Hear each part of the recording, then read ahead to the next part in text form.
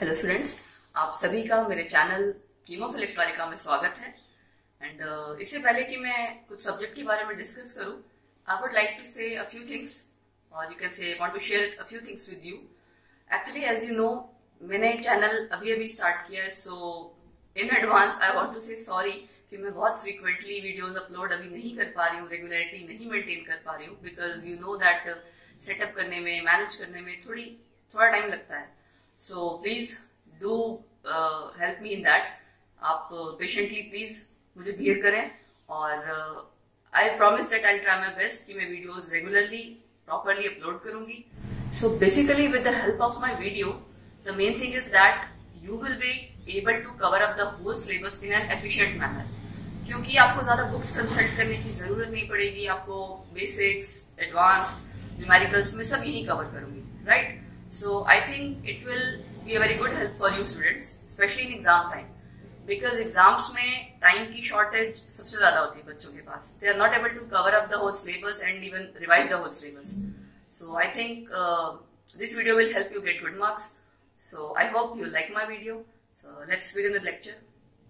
Hello students, इस lecture में हम +2 क्लास के solid state के chapter के बारे में पढ़ेंगे।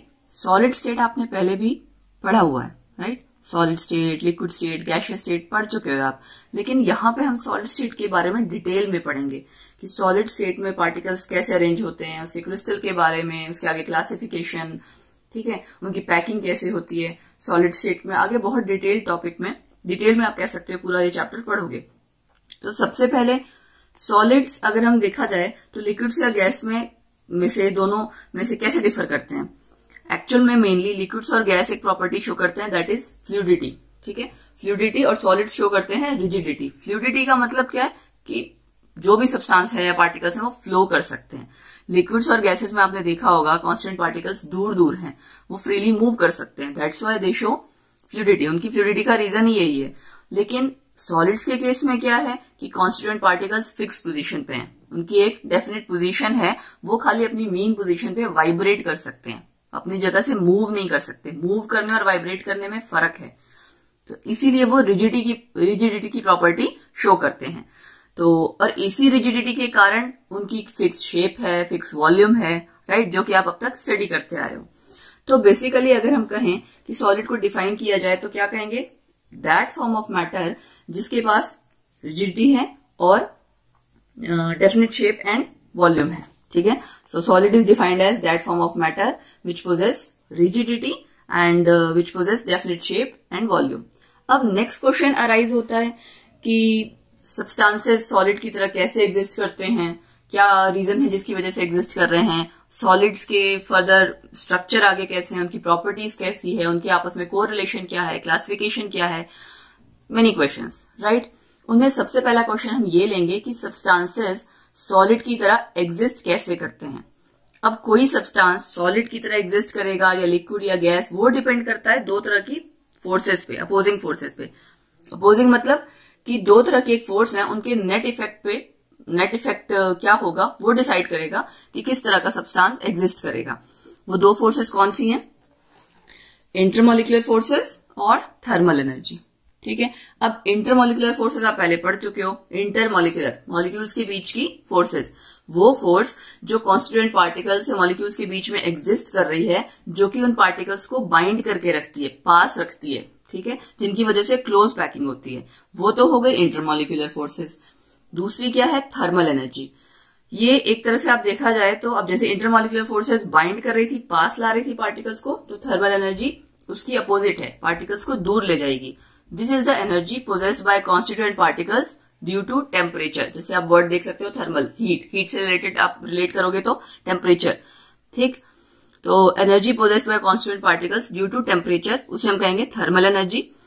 अब थर्मल एनर्जी का काम क्या है कि ये फोर्स पार्टिकल्स को दूर करती है। तो अगर आप लो टेम्परेचर पे चलोगे या लो टेम्परेचर कंसीडर करोगे तो उस केस में थर्मल एनर्जी तो कम होगी, राइट? क्योंकि हीट नहीं है, टेम्परेचर कम है, तो पार्टिकल्स आपके ज्यादा दूर नहीं जाएंगे। लेकिन अगर उसी टेम्परेचर पे इंटरमॉलिक्यूलर फोर्सेस स्ट्रांग हो तो पार्टिकल्स पास रहेंगे। तो यानी इन दोनों फोर्सेस का जो नेट इफेक्ट है, जब थर्मल एनर्जी कम हो और इंटरमॉलिक्यूलर फोर्सेस ज्यादा हो तो आपके सब्सटेंस सॉलिड्स की तरह एग्जिस्ट करेंगे एंड सॉलिड्स की तरह एग्जिस्ट करेंगे, रिजिडिटी शो करेंगे और उसी की वजह से उनकी फिर डेफिनेट शेप एंड वॉल्यूम होगी। फाइन। तो ये तो था कि आपके सब्सटेंसेस सॉलिड की तरह एग्जिस्ट कर रहे हैं, कैसे एग्जिस्ट कर रहे हैं। इसके बाद नेक्स्ट आपका आता है कि जनरल कैरेक्टरिस्टिक्स क्या है सॉलिड्स की। ठीक है, जैसे आप अब तक कुछ तो पहले भी पढ़ चुके हो, कुछ हम यहां पढ़ेंगे। अब जनरल कैरेक्टरिस्टिक्स क्या है सॉलिड स्टेट की, कि उसके पार्टिकल्स क्लोजली पैक्ड होते हैं जिसकी वजह से इंटरमॉलिक्यूलर फोर्सेस स्ट्रॉन्गेस्ट होती हैं, राइट। लेकिन इंटरमॉलिक्यूलर डिस्टेंस कैसा होगा, स्मॉल, या ये कह सकते हो कि स्मॉलेस्ट, क्योंकि गैसेस और लिक्विड्स में वो डिस्टेंस काफी ज्यादा होता है, राइट। पार्टिकल्स की फिक्स पोजीशन होगी, रिजिडिटी शो करेगा, डेंसिटी हाई होगी सॉलिड्स की, डेफिनेट शेप एंड वॉल्यूम होगा, ये सब आप पढ़ चुके हो पहले। और इनकम्प्रेसिबल, इनकम्प्रेसिबल का मतलब कि आप उसको कंप्रेस नहीं कर सकते हो, दबा नहीं सकते, उनके पार्टिकल्स एक फिक्स पोजीशन पे हैं, आप उनको दबाओगे तो वो हिलेंगे नहीं, अपनी जगह पे फिक्स्ड ही हैं, राइट। जब पार्टिकल्स ही नहीं हिलेंगे तो वो चीज आपकी दब नहीं सकती, तो सो दैट इज इनकम्प्रेसिबल। अब नेक्स्ट इसका आता है इनकी क्लासिफिकेशन, कि एमॉर्फस एंड क्रिस्टलाइन सॉलिड्स दो टाइप हैं ये, जो हम बेसिकली अगर आप उसकी क्लासिफिकेशन स्टडी करो तो। अब एमॉर्फस और क्रिस्टलाइन क्या चीज है, क्या डेफिनेशन है, इनके आगे प्रॉपर्टीज क्या है, that will next discuss, right. सबसे पहले आता है क्रिस्टलाइन। क्रिस्टलाइन आपको नाम से ही पता लग रहा है, क्रिस्टल स्ट्रक्चर किसी चीज का। तो क्रिस्टलाइन हम तब कहेंगे सॉलिड को जब उसके कॉन्स्टिट्यूएंट पार्टिकल्स फिक्स्ड जगह पे किसी फिक्स्ड पैटर्न में पोजीशन में अरेंज्ड हो, राइट। और वो भी कब, 3 डायमेंशनल स्पेस में। 2D वाली चीज जो होती है वो आपकी प्लेन पेपर की है। सॉलिड जब आप बात कर रहे हो वो अपने आप में 3 डायमेंशनल स्पेस की हम स्टडी बात कर रहे हैं। तो सॉलिड क्रिस्टलाइन तब कहलाता है जब उसके constituent particles definite geometric pattern में अरेंज हो 3 डायमेंशनल स्पेस में, और उसमें short range as well as long range order हो उन पार्टिकल्स का। अब ये शॉर्ट रेंज और लॉन्ग रेंज ऑर्डर का क्या मतलब है, कि वो पार्टिकल्स कुछ दूरी तक, शॉर्ट रेंज मतलब थोड़ी दूरी, लॉन्ग रेंज मतलब बहुत दूर तक, कि वो जो क्रिस्टल आप स्टडी कर रहे हो, जिसको आप क्रिस्टलाइन सॉलिड कह रहे हो, उसमें काफी दूर तक वो सारे पार्टिकल्स प्रॉपर एक ज्योमेट्रिक पैटर्न में अरेंज रहें। दैट यहाँ पे that is basically short range and long range जिसकी हम बात कर रहे हैं, ठीक है। क्योंकि एक्चुअल में क्रिस्टलाइन सॉलिड, अगर आप एक पूरा बड़ा क्रिस्टल लो, हम उसको ऐसे भी तो कंसिडर कर सकते हैं कि उसमें छोटे छोटे स्मॉल क्रिस्टल्स हैं। हर छोटे क्रिस्टल का अपना एक ज्योमेट्रिक पैटर्न है, अरेंजमेंट है, वही ज्योमेट्रिक पैटर्न आपका बार बार रिपीट हो रहा है, ठीक है। अब सेम ज्योमेट्रिक पैटर्न अगर आपका बार बार रिपीट हो रहा है पीरियोडिकली, तो सारे क्रिस्टल्स जुड़ के एक बड़ा क्रिस्टल बनाते हैं, जिसको कि आप क्रिस्टलाइन सॉलिड कह रहे हो, राइट। तो वहां शॉर्ट रेंज और लॉन्ग रेंज दोनों ऑर्डर है। आई होप आपको short range long range clear हो गया होगा, राइट। छोटा क्रिस्टल और सारे छोटे छोटे क्रिस्टल जोड़ के जब बड़ा क्रिस्टल बना रहे हैं, तो छोटे क्रिस्टल का अपना शॉर्ट रेंज और वही रेंज या वही ज्योमेट्रिक पैटर्न अरेंजमेंट सारी जगह रिपीट जब होगा तो वो लॉन्ग रेंज ऑर्डर तक एक्सटेंड हो जाएगा। बट इसका अपोजिट है एमॉर्फस। एमॉर्फस एक्चुअली आपका होता है पाउडर्ड फॉर्म किसी चीज की, ठीक है। क्रिस्टलाइन जैसे क्रिस्टल स्ट्रक्चर हमने बात की, आप क्रिस्टल आपने देखा होगा, जैसे नमक के आपने देखा होगा, पिसा हुआ नमक नहीं, लेकिन उसका क्रिस्टल आता है, ठीक है। घर में अगर आपने देखा होगा, कई बार ऐसा होता है पिसा हुआ नमक नहीं आता, क्रिस्टल फॉर्म में आता है, उसको घर में भी पीसते हैं कई लोग, ठीक। तो उसी ये चीनी के दाने हैं, चीनी के दाने आप देखो, छोटे दाने, बड़े दाने, मिश्री, वो सब क्रिस्टल फॉर्म ही है उसकी, ओके। उसको जब हम पीस देते हैं that is amorphous form, right. तो नेक्स्ट है आपका एमॉर्फस। एमॉर्फस मतलब मैंने आपको बताया भी, जैसे कि पाउडर्ड फॉर्म, इसमें पार्टिकल्स की कोई रेगुलर अरेंजमेंट नहीं होती, ठीक। लेकिन अगर होगी भी तो बहुत शॉर्ट रेंज ऑर्डर तक, ठीक। तो एक सॉलिड को हम एमॉर्फस तब कहेंगे जब उसकी रेगुलर अरेंजमेंट, उसमें रेगुलर अरेंजमेंट नहीं होती कॉन्स्टिट्यूएंट पार्टिकल्स की, या फिर there is only short range order of those particles. अब एग्जाम्पल अगर स्टडी करना हो, क्वार्ट्स और क्वार्ट्स ग्लास, सॉरी क्वार्ट्स आपका क्रिस्टलाइन में आ जाएगा, क्वार्ट्स ग्लास आपका एमॉर्फस में आ जाएगा, ठीक है। और क्वार्ट्स का या क्वार्ट्स ग्लास का फॉर्मूला दोनों का सेम है, ठीक है। ये अभी आप आगे भी स्टडी करोगे, आगे मैं आपको बताऊंगी। SiO2 आपने पढ़ा होगा, सिलिका, ठीक है ना। सिलिका यानी SiO2 सिलिकॉन डाइऑक्साइड, उसी की क्रिस्टलाइन फॉर्म को हम कहते हैं क्वार्ट्स और उसकी एमॉर्फस फॉर्म को हम कहते हैं क्वार्ट्स ग्लास, ओके। इस क्वार्ट्स ग्लास को हम सिलिका ग्लास भी कहते हैं, ओके। अब इसके बाद नेक्स्ट आपका आता है एमॉर्फस और क्रिस्टलाइन में आगे आपको प्रॉपर्टीज भी है उसकी, कुछ प्रॉपर्टीज जो हम स्टडी करेंगे उनमें से सबसे पहले है आइसोट्रॉपी एंड आइसोट्रॉपी। अब ये आइसो मतलब आइसोट्रॉपी और आइसोट्रॉपी क्या चीज है? Iso means same. तो एमॉर्फस सब्सटेंस में कुछ प्रॉपर्टीज जैसे कि electrical conductivity, refractive index, right, thermal expansion, इस तरह की प्रॉपर्टीज हर डायरेक्शन में सेम होती हैं, जैसे कि गैसेस और लिक्विड्स में भी सेम होती हैं। उसका कारण क्या है? पार्टिकल्स फिक्स्ड ज्योमेट्रिक पैटर्न में नहीं है, वो स्कैटर्ड फॉर्म में है, तो आपकी वो प्रॉपर्टीज भी हर डायरेक्शन में सेम ही आ जाएंगी, ठीक, क्योंकि आपको हर डायरेक्शन में अगला पार्टिकल सेम जैसा ही मिल सकता है। तो this property is called as isotropy, ठीक, आइसो मीन्स सेम, और सब्सटेंसेस को हम क्या कह देंगे? आइसोट्रॉपिक। लेकिन क्रिस्टलाइन में इसका उल्टा है, यही प्रॉपर्टीज हर डायरेक्शन में डिफरेंट होंगी। क्यों? क्योंकि वहां पे डेफिनेट पोजीशंस है पार्टिकल्स की। आप एक पॉइंट से नेक्स्ट पॉइंट तक चलोगे तो आपको अगला पार्टिकल मिलेगा, ठीक है, उनकी अपनी शॉर्ट रेंज ऑर्डर है, लॉन्ग रेंज ऑर्डर है, तो उन्हीं डेफिनेटली जो आपकी पोजीशंस है पार्टिकल्स की, उसके कारण ये प्रॉपर्टीज क्रिस्टलाइन के केस में डिफरेंट होती हैं हर अलग अलग डायरेक्शन में। तो इस प्रॉपर्टी को हम क्या कहेंगे? एनाइसोट्रॉपी। और सब्सटेंसेस जो इनको शो करेंगे उनको क्या देंगे? एनाइसोट्रॉपिक। ये दोनों प्रॉपर्टीज भी आपकी क्रिस्टलाइन और एमॉर्फस की दोनों की हमने स्टडी कर ली। उसके बाद नेक्स्ट है कूलिंग कर्व। कूलिंग कर्व का मतलब क्या है? कि आप एमॉर्फस सब्सटेंस या क्रिस्टलाइन दोनों में से किसी को भी जब कूल कर रहे हो, अब आप किसी मोल्टेन फॉर्म को कूल करते हो, ठंडा करते हो, लिक्विड को ठंडा करते हो, तभी वो सॉलिड बनता है ना। तो वही चीज है, कूलिंग कर्व हम यहाँ स्टडी कर रहे हैं। एमॉर्फस सॉलिड को अगर आप उसके मोल्टेन फॉर्म को सॉलिडिफाई करना चाहोगे या उसको ठंडा करोगे, तो वो टेम्परेचर धीरे धीरे बड़े स्मूथली डिक्रीज होता है विद टाइम, जैसे कि आप यहाँ देख सकते हो बहुत स्मूथ कर्व आया है एमॉर्फस सब्सटेंस के केस में। लेकिन वही सेम कूलिंग कर्व क्रिस्टलाइन के केस में स्मूथ नहीं है। उसका कारण क्या है? क्रिस्टल का अपना एक डेफिनेट स्ट्रक्चर है, तो डेफिनेट स्ट्रक्चर होने के लिए क्या होगा? सॉलिडिफिकेशन प्रॉपर होनी चाहिए। तो सॉलिडिफिकेशन जब स्टार्ट होगी और कंप्लीट होगी, उन दोनों पॉइंट्स में ब्रेक आएगा ही आएगा, राइट। वही चीज आप यहाँ ग्राफ में देख सकते हो कि टेम्परेचर विद टाइम डिक्रीज कर रहा है, लेकिन स्मूथ कर्व नहीं है। इसीलिए क्रिस्टलाइन सॉलिड को हम ट्रू सॉलिड्स कहते हैं और एमॉर्फस को हम क्या कहते हैं? Pseudo solids. स्यूडो मतलब फॉल्स सॉलिड्स, या फिर हम क्या कहते हैं? Super cooled liquids of high viscosity. Viscosity high है तभी वो मूव नहीं कर पा रहे, राइट, पार्टिकल्स मूव नहीं कर रहे हैं, विस्कस हैं। और सुपर कूल्ड क्यों कह दिया? क्योंकि हमने उसको ठंडा किया हुआ है लिक्विड फॉर्म को, ठीक है, सॉलिडिफाई करने की कोशिश की गई है, दैट्स वाई। तो ये हो गया आपका एमॉर्फस और क्रिस्टलाइन के कूलिंग कर्व्स, कि एक आपका स्मूथ कर्व देता है, एक आपका इरेगुलर सा कर्व देता है। अब नेक्स्ट आता है कि किसी भी मटेरियल को आप बहुत आसानी से एमॉर्फस बना सकते हो, लेकिन कैसे? आपने देखा यहाँ पे इसको टाइम चाहिए। जब आपका कर्व टेम्परेचर धीरे धीरे रिड्यूस हो रहा है, इट नीड्स टाइम। लेकिन अगर आप किसी सब्सटेंस को रैपिडली कूल कर दोगे, उसकी मोल्टन फॉर्म को रैपिडली कूल करोगे या फ्रीज कर दोगे उसके वेपर्स को, तब क्या होगा? वो मटेरियल आपका एमॉर्फस में कन्वर्ट हो सकता है, उस मटेरियल को आप एमॉर्फस बना सकते हो, राइट। तो एग्जाम्पल आपका आ गया, जैसे मैंने पहले भी कहा था, क्रिस्टलाइन फॉर्म SiO2 की हम क्वार्ट्ज कहते हैं, एमॉर्फस फॉर्म को सिलिका कहते हैं, सिलिका ग्लास या क्वार्ट्ज ग्लास, ओके। अब नेक्स्ट आता है कि एक टर्म आती है क्रिस्टलाइट। अब जैसे आपने डेफिनेशन में पढ़ा हुआ है एमॉर्फस सॉलिड की, कि उसमें कॉन्स्टिट्यूएंट पार्टिकल्स की कोई रेगुलर अरेंजमेंट नहीं है, लेकिन कभी कभी शॉर्ट रेंज ऑर्डर एग्जिस्ट करता है, right, you have studied that, अभी हमने पढ़ा थोड़ी देर पहले। तो वो शॉर्ट रेंज ऑर्डर कहीं कहीं अगर एग्जिस्ट कर रहा होगा किसी एमॉर्फस सॉलिड में, तो डेफिनेटली वो कैसे बिहेव करेगा? चाहे वो थोड़ा सा ही पार्ट हो, क्रिस्टलाइन की तरह।